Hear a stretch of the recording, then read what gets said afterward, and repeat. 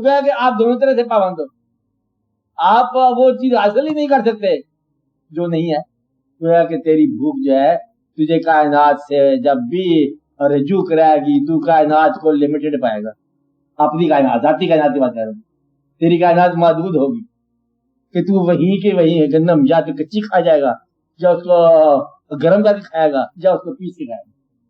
ये तेरी मर्जी है, जैसे मर्जी स्टार्च खाएगा, निशास्ता खाएगा, कुछ खाएगा। अब वो जो चीज मौजूद है इसी पर तेरे गुजारा होगा।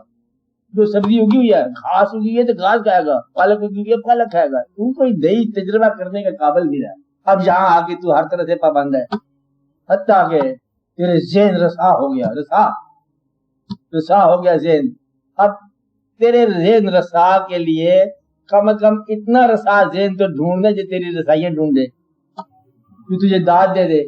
अब भैंस को तो तू बीन सुना नहीं सकता, तू को गाय तलाश कर।